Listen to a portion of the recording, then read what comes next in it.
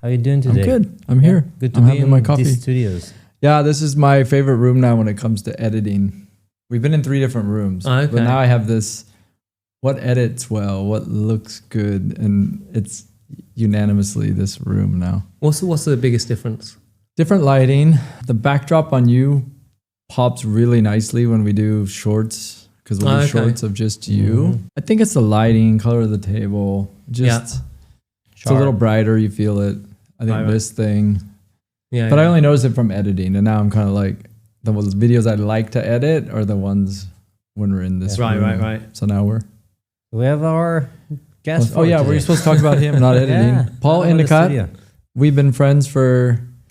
Well, it must be 10 years. It's got to be longer, I think. How long have you been in Singapore? 17. So it's got to be... You know each other for 10 years. They know that. Yeah. Plus. Not long breaks in between. Okay. Because I'm 18 years here, so it's probably 15 years we've been acquainted with each other. You win again. Must be around about that. Yeah, there you go. Yeah. Always been since I've known you in the recruitment space, I would call it. Used to be with some bigger firms, and then you struck out on your own to start Grit, right? Yeah. So that was 2020, so a month before COVID, launched Grit. I remember talking about it with you, remember? Yeah. And then COVID hit. Exactly. That must have been rough. Yeah. But do you know the story? But I don't know it. So we're going to ask him. Tell us how Grit got started. Yeah. So I guess, I've been in recruitment now for 20 years. So started off in Hong Kong, kind of fell into recruitment back in 2000, 2001. So worked in Hong Kong.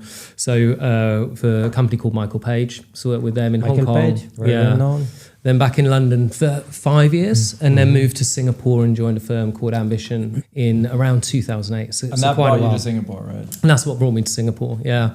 And I spent 11 years with that business, starting off in Singapore and then running the Asia region. And it's interesting because I think actually I bought the domain for Grit Search in 2015. Oh wow! So I was on a trip.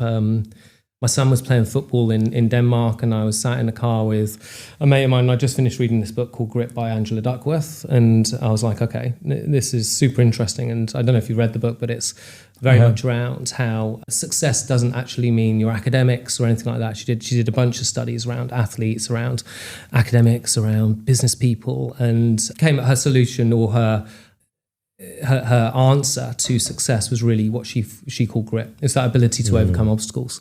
So I was chatting to a friend of mine, Jerry, at the time, and I was just saying, I just finished this book. And he said, that'd be a great recruitment company name. I was like, yeah, cool. So I jumped on GoDaddy, and we were like on some road and just bought the domain then back in 2015. Not sure what I do with it. And then 2020 launched Grit. Thankfully kept renewing it, didn't lose it. Exactly. Because that happens sometimes. Yeah. Like, no, I forgot. Just for the people who watch us, give us like the definition of yours for Grit. So it's the ability to overcome obstacles for long-term success. So it's doing it for a long period of time. Yeah. And I think that probably comes into the theme of how do people become successful and what's gearing people up for success now. And I know we'll probably talk about this in terms of the challenges that people are facing. But the reality, when you look at people's journeys and you look at people that are really successful in their fields, it's been their ability to overcome those challenges consistently. Work harder than everyone else, right? Be the hardest worker in the room and propel yourself to that. Now, I think in some situations for younger generations, it's harder now because you don't have as much adversity in your life. So for me, that was grit. It's okay. It's not necessarily just about, what school someone's been to, what opportunity they've been given or the innate ability they have. It's actually that desire to succeed at the end and being able to overcome those obstacles. I love it because none of us born the same. Yeah. And it's not about where we came from, what's our color or, Correct. It's where we want to be and how we can overcome, obstacles. So beautiful. Yeah. And I think in this day of AI and what's happening, and I'm sure you have a lens from the recruitment side of the world, and we'll talk about Freshly Baked separately because that's your second venture. Also want to speak to just doing multiple companies because I think that's interesting as well. But like this grit thing, I think is going to become more important as life kind of rolls on. Jason Caucanis was in town this last week. I'll just say for the record, I'm not a fan of All In Podcast because I get in trouble when I say Jason Caucanis, but he has the twist set of podcasts, and he was talking about his view on, you know, AI disrupting things, whether we want to admit it or not, and just about, you know, almost spoke to the generalist concept. You know, I didn't get a chance to talk to him, where he's saying you have to keep learning new things and you're going to have to keep evolving, and you do different things, but it's all in the name of, you know, building this business or starting this business. So when I think about you naming it Grid and kind of your thought process behind it, I think that whole idealism, it's going to become more important given what's happening, I think, with the technology shifts and the problems in recruitment. But is that sit with you? No, I think that's absolutely fair. I think it's kind of a weirdly scary time, I think, in the world at the moment when it comes to employment generally. And I was just on a panel last week, and they're saying, what excites you about the future? What are the changes that's happening in the market that kind of excite you about the future? And if I look at it, I think if you look at AI, well, you look at what companies are doing, and I'm tying this back to employment. Companies generally are looking at profitability right now.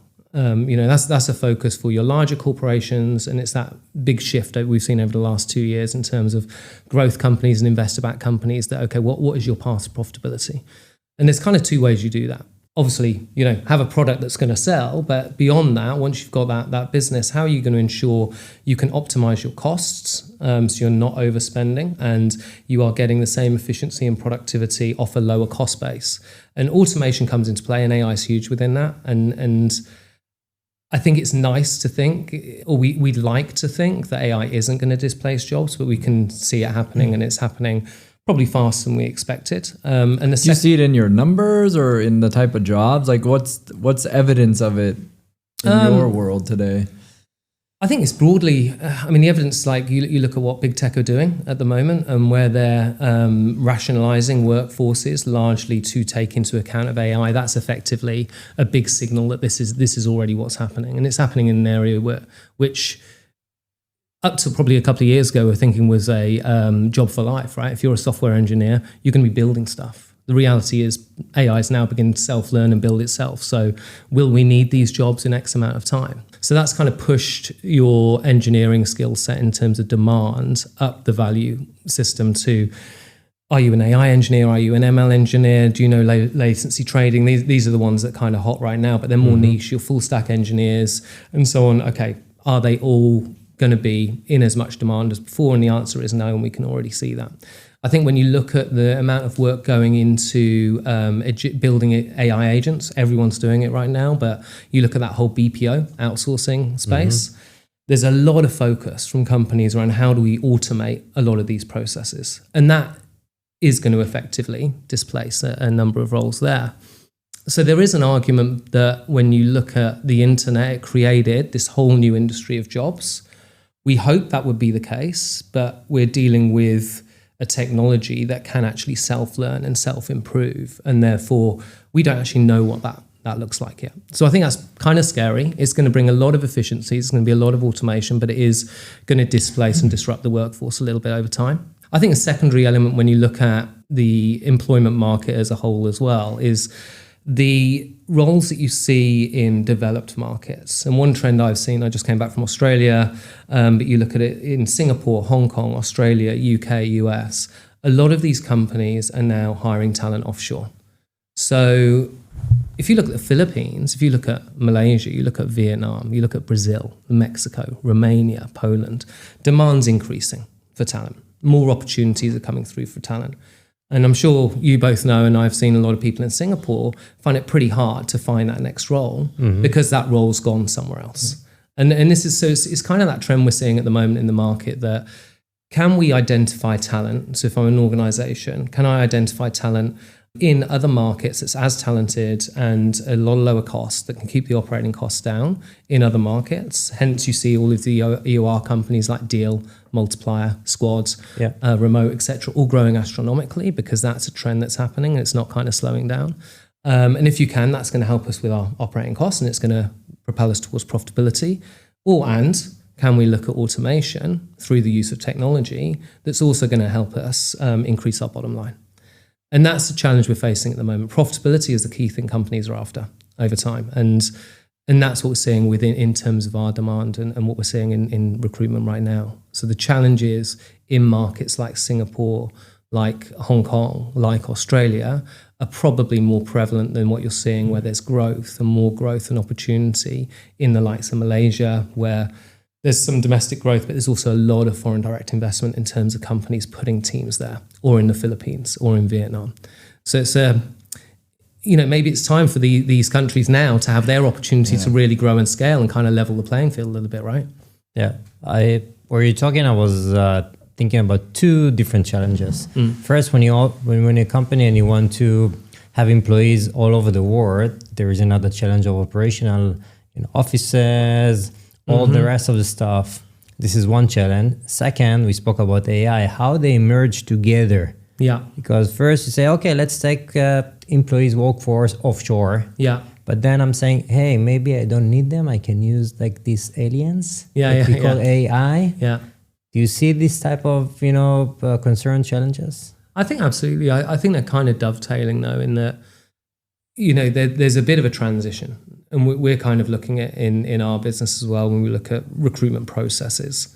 Do you look at a recruitment process and you break that down into the tasks, and each task, hypothetically could have an agent looking after each of that task. So that could be your sourcing of the right candidates. It could be your initial engagement. It could be your qualification. You break that down.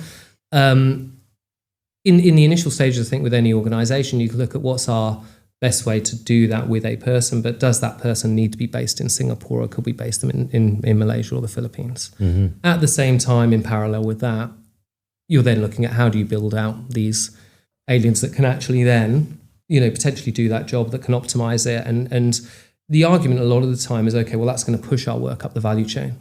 But you've got to have that work that's increasing incrementally with that development that's going to enable you to push up the value chain. So the question might be then is how much work is there, within a given market? If you end up automating, this can be any industry, not just recruitment, you end up automating 50 to 60% of what's within that. Is that industry big enough to actually still cater for that number of jobs in the future that's within that industry, if that makes sense? And so there's a bit of a disconnect, I think, between what we're doing as companies and where we're going as companies and the number of jobs we need. Yeah, and I think that's your scary times comment, right? It's a scary time. The AI is kind of forcing industrial change, right? At like a mass level. I think you've kind of experienced this yourself, right? Because that's, correct me if I'm wrong, the evolution of grid search was you saying, what's AI going to do to recruitment? Yeah. And you jumped on it, right? So why don't you give us a little vision there about how Freshly Baked came around? I love the name, by the way. I'm still waiting for a t-shirt. Have you guys done t-shirts yet? I'm still waiting for that. We need to. It's in the pipeline. Great name. Love it. Thank you. I think, it's interesting. When I've been in recruitment quite a long time. And when I kind of had that idea that, okay, there's so many problems within this industry that we can create Grit, and Grit will solve the engagement piece, the talent piece, the improve the automation, improve the efficiency, reduce cost, et cetera, et cetera. So every classic founder mistake. I thought, right, we can fix all of these problems. You're going to do it all. Yeah. And then realized after a little while, no, we're not. Okay, what are we really good at? What we can really focus on, and what can we actually ensure we can add value in. So I think with Grid, it was looking at how do we build a business that's really knowledgeable and specialist around this specific area and our value from at the mid to leadership level from a consultancy standpoint. Then it was about, okay, well, how do we actually improve the more junior to mid levels of recruitment? So when Freshly Baked started out, it was creatively called the Grit Talent Platform. And I think that's when we spoke a long time ago, Michael, around, at the start. And it was looking at, okay, typically you have a lot of junior recruiters supporting hiring, and effectively all they're doing is going to a database, they're calling up, and then you're charging quite a significant fee for putting that person in front of the company. Some LinkedIn searches. Correct, yeah. And sometimes not even LinkedIn search, right? It's like the database search of your proprietary database. But the thought process is always, well, that can be matched, right? And this is, even pre-AI, you just need to to be able to match the job with that, and then find the candidate, and then push that candidate to the client, and then actually charge a lot lower fee. So it's more of a optimization of resource and cost, and therefore you can provide more value from that standpoint. So we built a platform around that. But what we realized was that actually what happened, certainly in markets like Singapore, is that there wasn't necessarily that demand there. Companies didn't mind that they were paying, $15K, $20K for this kind of service. And we were saying, hey, just pay us $1,000 and we'll do the same thing. But that wasn't really gaining traction within that audience. There's a process there that people didn't necessarily feel they needed to change, or it wasn't a big enough pain point. Although I'm looking at it thinking that's millions of bucks you guys are spending. But anyway, but what we found was that a lot of companies were looking at how they could use that to tap into the emerging markets. So like Malaysia, Philippines, Vietnam, India, etc. So what we did was we repivoted, and we looked at the journey, and we thought, okay, we've built the platform right now. We know EOR is growing like crazy, and the problem statement is more about how as a company do you know where to go?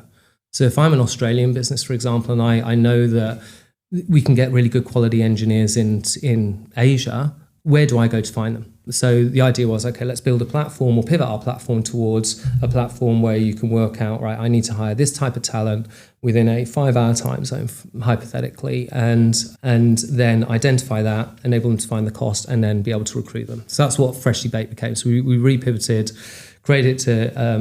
renamed it to Freshly Baked. And then we also drove partnerships then with the likes of the larger EOR companies like Deal, like Squad, like Remote, to then provide the employment compliance. So giving you the agility to do that. So that's kind of where the journey came from. It started like trying to solve everything and then working out, okay, what is the real problem? Unlike, you read in the books like 0 to 1 and all these guys, okay, validate it and do it really quickly. A nice linear line. Yeah, for us it took a lot of mistakes and probably 3.5 years and a lot of investment and pivoting to get to that point to realize, okay, we know we have this for recruitment. This is working.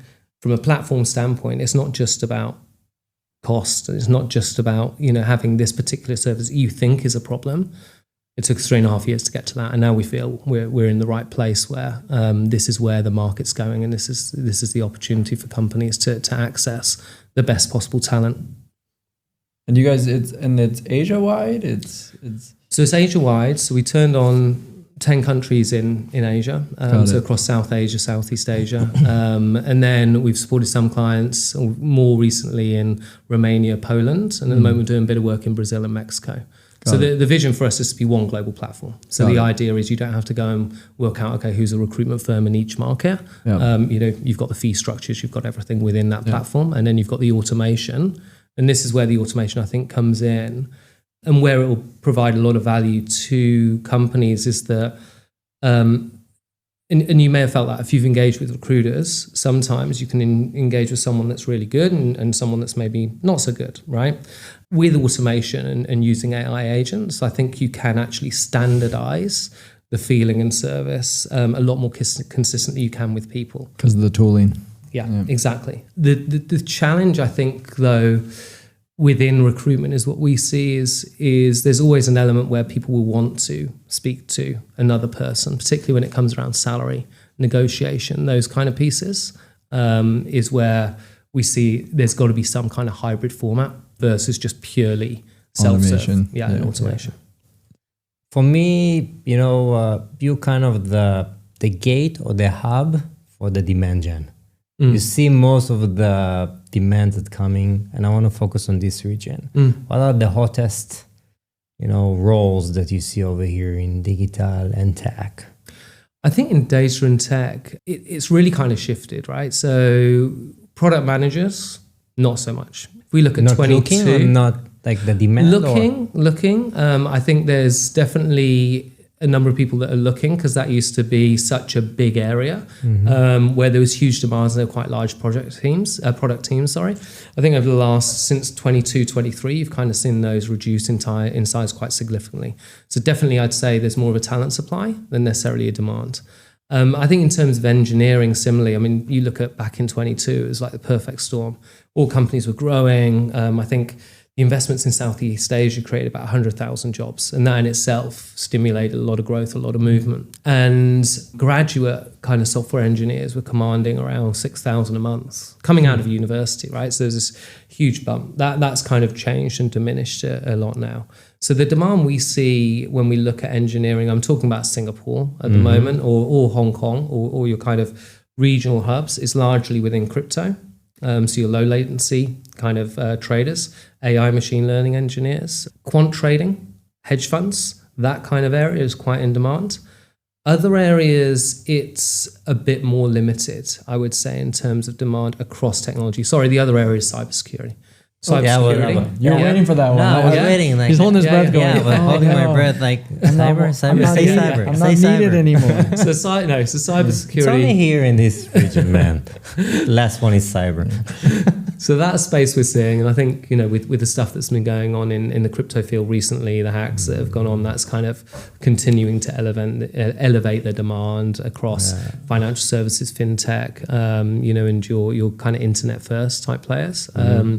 So there's demand there, but those teams are still smaller comparatively to your larger engineering teams. Is there some regional movement happening as well? I mean, it feels like to me there's not a day go by when someone's like, "Hey, Michael, Middle East, GCC, it's happening." And is that the case now more so than before? I think we're seeing more certainly investment into the Middle East. Yeah. So from a demand perspective, you look at Abu Dhabi, Dubai, some particularly the kind of banking financial service institutions. There's been a bit of a trend of people moving maybe from your larger banks like the Stan Charts of this world or UOB out to those markets because there's been more opportunities there than there may have been here, for sure. So definitely there's that. I think a lot of the mid-range kind of engineering roles, though, are going into the likes of Vietnam. So Vietnam's, India has been, bedrock for this for quite a number of time and still growing, right? Domestically and internationally. A challenge there is more your inflation, your attrition rates, etc. You look at Vietnam, I'd say that's probably the second hottest engineering market in this region. The challenge there is language. But besides Singapore, but from a cost perspective, huge cost you're seeing that differential. The challenge is language, right? Yeah. Malaysia from an infrastructure standpoint, for sure. On the tech side, I think when you look at that market, it's probably still not as mature as evolved as somewhere like a Vietnam or maybe even Indonesia to a degree, to be fair, in terms of digital native kind of talent, albeit it's growing. But definitely they've got their own part to play in shared service tech functions, finance functions, similar to Philippines. So both Philippines and Malaysia are just really benefiting right now from English language capability. The fact they have relatively deep talent pools that have been providing some kind of functions regionally or globally for quite a long time. And they have the language capability. It's really enabling them to get a foothold. Somewhere like Vietnam is respected, I think, quite a lot for its engineering talent. The language capability is more of a challenge if you're setting up there because you need someone that's bilingual that can actually act as that bridge if you're somewhere else. But for founders, that watching our show and thinking about, okay, it sounds good. Let's recruit in Vietnam, for example. What's their background? Do they have good universities? It's computer science. Do they have their background working in other tech companies? What do you see more, freshly grade or senior? I would say you do have a mix in Vietnam. I would say, though, it's been used a lot for your your growth companies, so smaller to mid-size organizations, digital native organizations growing through. Somewhere like India, you've got a lot more of your larger MNCs that have more established teams there, or people there that can do that. But I think the challenge in somewhere like India is just the growth there and just the demand there. I was speaking to a client a little while ago, and it's so competitive. And they were saying, I think they had an intake of maybe 30 engineers, and they came into the ground floor of the office lobby, and there was a guy there with a sign holding up the company sign saying, "Oh, can you all come to level 11?" They went up to level 11, and he said, "Okay, we know you're joining our competitor on level 8, but we've got a contract here where we'll offer you 10% more if you start with us today." right? Sounds like a movie scene. Yeah, right. I know. It's so the demand there. I'm sure that's not happening all the time, but these are anomalies. But the reality is, inflation is high. You are seeing people flip from company to company. So that's probably one of the challenges you're facing there. But I think this happens in any market that develops. Yeah. You look at Singapore. During 2003 to 2008, you had the huge growth in financial services and companies coming in right there. People were kind of jumping jobs, and everybody, like even the IT guys were jumping to the bank, exactly, the procurement, right? Yeah, so you do 12 to 18 months, and you're trying to justify maybe to someone that's sat in the US or in Europe somewhere, and line manager saying, "Hold on, these guys move all the time." Yeah. But the reality is, when salary inflation is going up, people are going to look at that, right? So it's that's certainly what we're seeing in the other markets. Right. And I've always been the guy in the camp that says, don't fault the people that do that, because it's these moments of time that you only get to do that. And you even see that in the executive ranks, right? Yeah. And like it's because those times suddenly can go away. Yeah, 100%. and you probably regret not doing it more than you're the guy that jumped around, right? So I've always, when people kind of, the recruiters, you have people say like, oh, you really should stay put X number of years at X job. Yeah.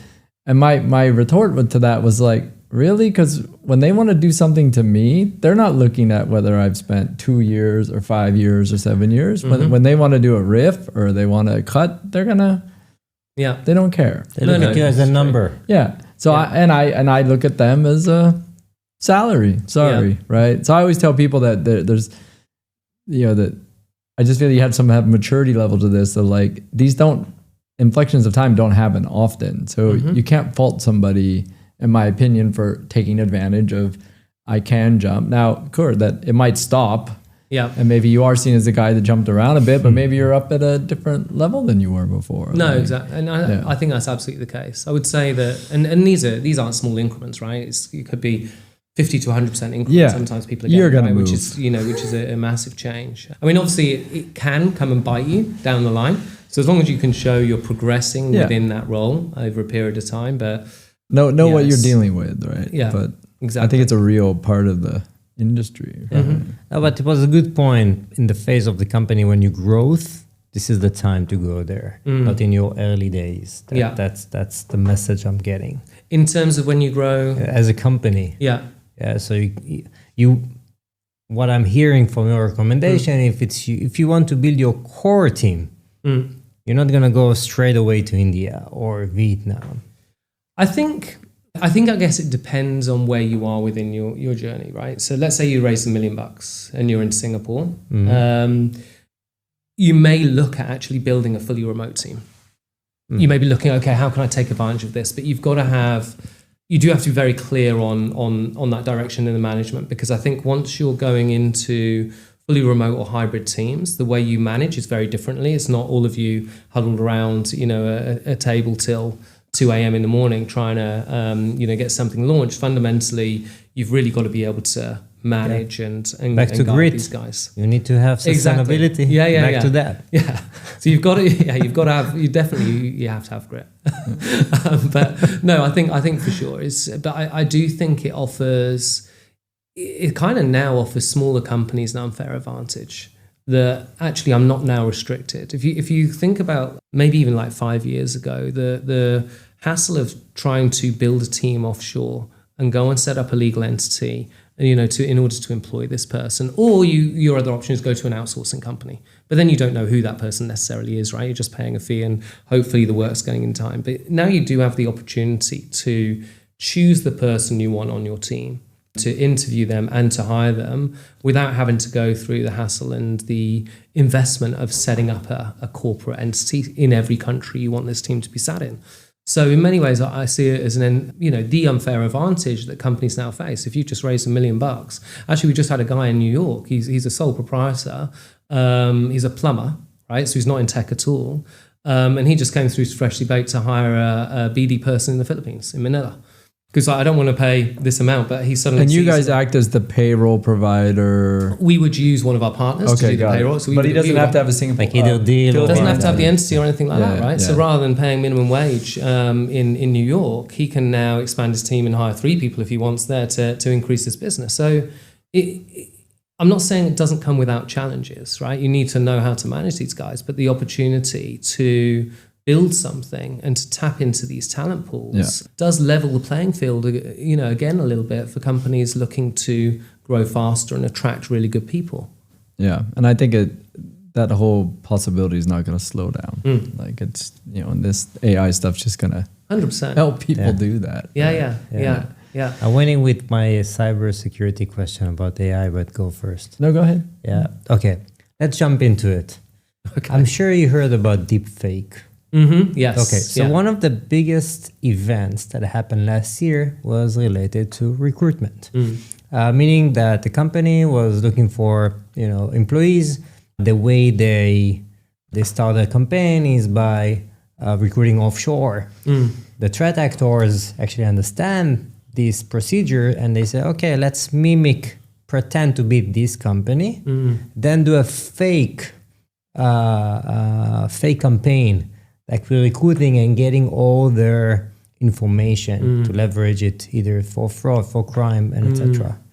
Is it something that you're worried about or doesn't come to you firsthand? I think it's something we're hearing more about and we're being mindful of. Actually, I had a friend of mine, ex-colleague, he went through a process, we went through an interview process, and it was quite a big brand. I can't remember the one that approached him offhand, a tech company.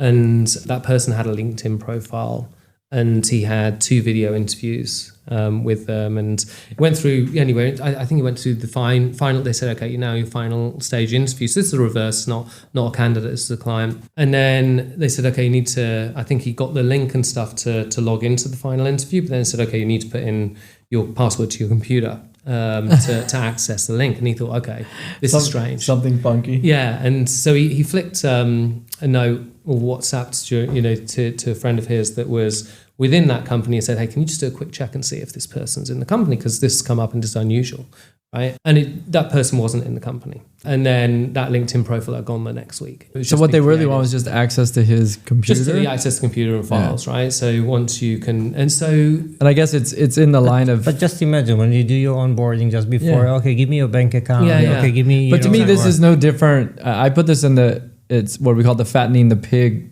scenario, right? Which is they make a lot of legitimate steps look very real along the way. Exactly. They didn't jump to this. They invested, right? They had to a screening and then exactly. Like just to get to that That's right. last bit, right? Yeah, 100%. Which is impressive, right? Yeah. And that was we call it a supply chain attack. Yeah. Right. That makes sense. Because I think but it's one of those are the things we're kind of mindful of. On the flip side, you obviously see all these videos now of deepfake where people can look at whoever they want to look like, right? So you can create a profile. So I haven't personally had that happen to me, as far as I'm aware, unless I've been deepfaked, but it is happening. So our crypto clients, for example, when they've been, and a few of the HR and TA have been liaising with, that's something they're very, very mindful of because it's fully remote work. They're hiring in Russia and around that market, and they've said they have got to the end stages where they've kind of thought, okay, well, this isn't right. And then that person's kind of gone dark on them after a little while. So I think it's not, on the flip side, yes, it could be a candidate where they're trying to get your details. Secondly, there's apparently quite a number of people that are signing up and particularly for remote roles, signing contracts 3 or 4 different companies, getting the salaries from those companies and just creating personas to be able to get the wages, from a variety of different companies. So is it something we need to be mindful of 100%? How do we counter that? I know there's a few companies at the moment that are working specifically on recruitment tools or tools for the recruitment industry to assess online, particularly online interviews. But as the company continues, or as the world continues to go more global and more remote in terms of how we access talent, that's becoming a big. It's scary, man. It's scary. I don't believe anything anymore. That I see. Yeah, only when I call you, right? I have to. You call me, it makes me do video call. It's better be you, Michael. I know it's you. Let's talk about a edgier subject. I think we're all in our 40s, have kids. You're an entrepreneur, so you probably look at this different, but I know you work every day to keep everything running. That's kind of like your employment, right? What you see a lot now happening, like I'm in a ex-Microsoft WhatsApp group where 1 or 2 people join the thing weekly, which the only way you get in is you've just lost your job at Microsoft, right? Ex-Microsoft. It's an ex-Microsoft WhatsApp group. But the only way you get in it is you have worked there so any new joiner has just been essentially laid off within the last couple of days, right? Okay. And there's a bunch of new joiners this week. But what you see, and I kind of went through this myself as, I'm 53. It was around 52 for me when it happened. I remember I talked to you, right? And this whole, you're at this age where you generally think you kind of have lifetime employment. Maybe not so much with that employer, but you're kind of in this, I've done so many things. My LinkedIn looks amazing. My resume is good. My references are good. You're probably in your high point of your earnings potential. And then boom, you're out of work. Yeah. And then for these people, what I noticed has happened to me is chances are you're not getting a job within a couple months. That you're probably many months searching and stuff like that. So I'm sure you've had these people talking to you looking for work. You also see this. Look how much big tech's been laid off. What do you tell these people, or what do you think is happening in our era? Because I think when you're in your 20s or 30s or 40s, I'm not saying it's any less rough, don't get me wrong, but I think when you start having especially in places like Singapore, employment pass, kids are in school, you've lost your job, you only have so many months to find something, you're off. And you see more and more of it these days, right? What's your kind of vantage point of it, and how do you talk to people about, from a recruitment standpoint, of how to get back on that horse and find something? Because it's not getting easier, right? No, it's a great point. It's actually, I think the biggest challenge this time, so I've been through a few cycles now of downturns in the recruitment industry. So you look at, actually, every time I've changed jobs, there's been a downturn. So you think that's good? You think we're in one right now, or are we just in a new era where this is more? I think we're in a period of time where everyone's, including larger corporations, are trying to work things out and see where we're going. And it's really tough to envisage that. And therefore, it's really hard to make decisions. And I specifically in Singapore, or I think globally, to be honest, and I think we've become very global now. For the reasons we mentioned, that those are the opportunities. But it's like with everything, right? The more options you have, the more complex it is to make a decision. I do think when you look at whether it was SARS or the GFC or COVID, everything kind of bounced back super quick, and we haven't seen that this time. We had COVID, and then it bounced back, and then around 23, then we've kind of just been on this plateau. Part of that, some theories are that we should have gone into recession before. Obviously, we had a lot of stimulation coming into the market that enabled us to bounce back quickly, but actually there should have been a larger recession at that point, right? So we're paying the price for that and the growth now. I think the way, though, fundamentally, we've also shifted, or companies have shifted, coming back to the whole profitability angle, right? So straight away, before money was cheap and therefore it was growth at all costs, then most companies, and let's not talk about maybe the startup growth side. You look at, if you're a larger big tech company and you're seeing X company doing really well because they've cut a load of people, then actually the shareholders in the other companies are going, what are we doing? Why don't we follow suit, right? So you've kind of got this momentum behind how do we restructure to keep the costs down. So I think all of that has had a big impact. I think Singapore, and it's largely been the more developed markets and the more costlier markets that have been seeing a lot more pain than other markets. So I think Hong Kong has been rough for quite a while. Singapore definitely has been over the last 18 months. I probably haven't seen as many people within the category you mentioned, Michael, being out of work for sustained periods of time as I have in any other downturn before. I mean, as in right now, it's correct. It's some of that's right. My feeling. Yeah. Like, I don't even know how to.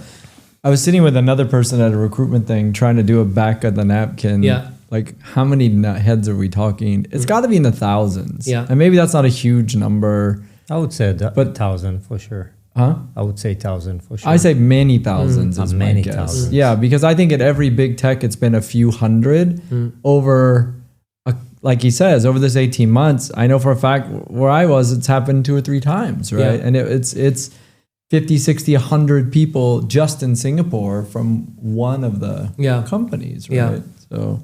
So that's happening. What you've seen is, so what would I say to people impacted? I think it's tough. I mean, some of the situations is what you alluded to. There are some people I've met who are under an EP. They're the sole provider. They've got a couple of kids in school, and they've basically got 60 days to try and find something. And that is super rough. Right? Because it's kind of, you either find something or you don't, and then you need to work out where you're going to be. And you might have been under an EP here for 6-7 years, right? And you've got kids. And so I really feel for the people in that situation. And I think at the same time, though, you've got people that have been waiting or trying to look for a year. And you know, initially it can be, I'm going to do a search, but I think it's really hard on the confidence, on the motivation when you're not getting, you know, those opportunities or even the opportunity sometime to interview.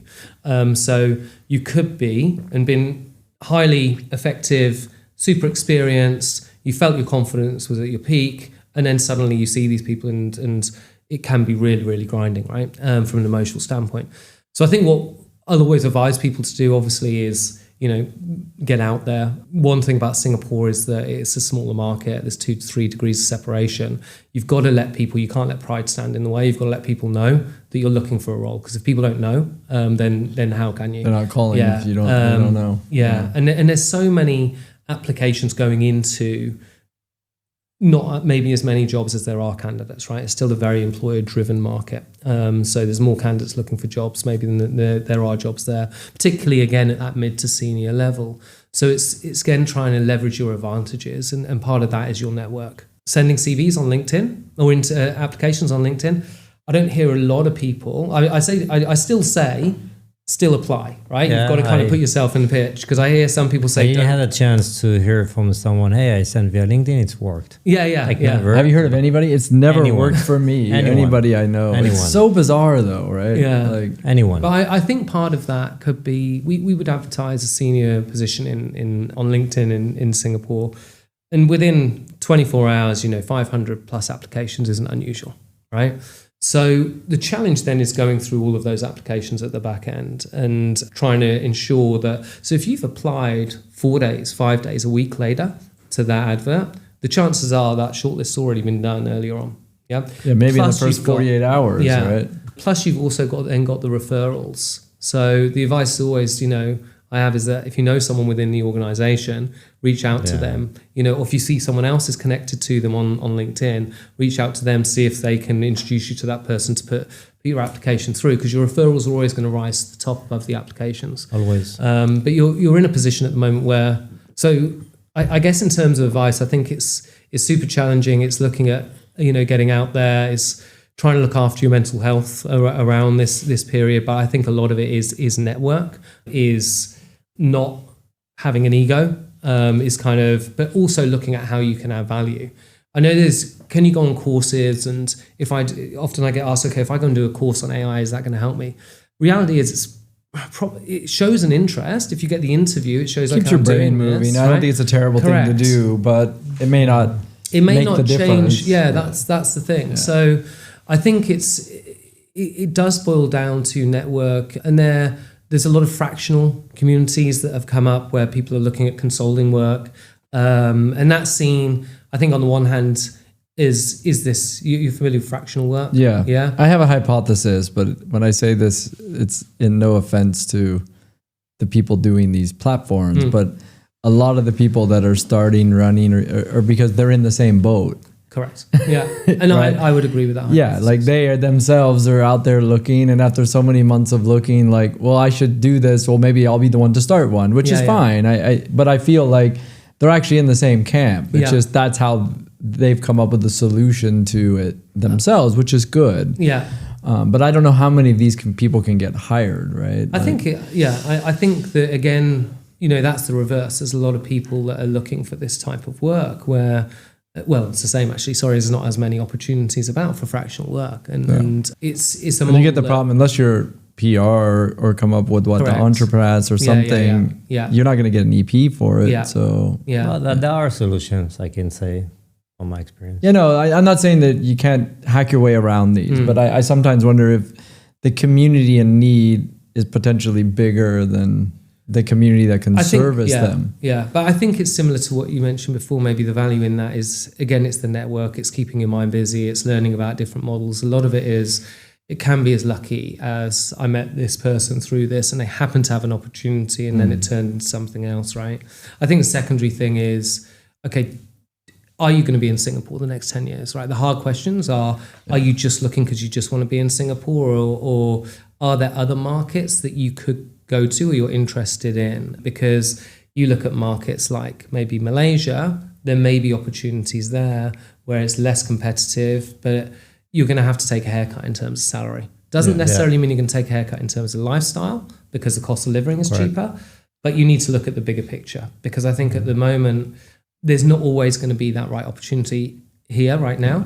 Or you need to be mindful of, okay, it could take a while, and therefore there's quite a I think what I had told myself and a couple of my friends is box some of this in. Like, okay, I will, how much, because you got to get down to the real, like, how much savings do I have? Runway, what's your runway? Yeah, what's your runway? And and then kind of like, okay, that's how many months I'll give myself to find something here before I have to make I need to get out, or I'm going to have to move to go work. Because I think the one that I know, I have friends or people I've met who struggle with this, and I could definitely see it, like when you're sustained out for going on 6, 8, 10, 12, 16 months, it's going to get harder and harder for somebody to grab you, because I suspect they look at the time out and they're like, whoa, what's going on there?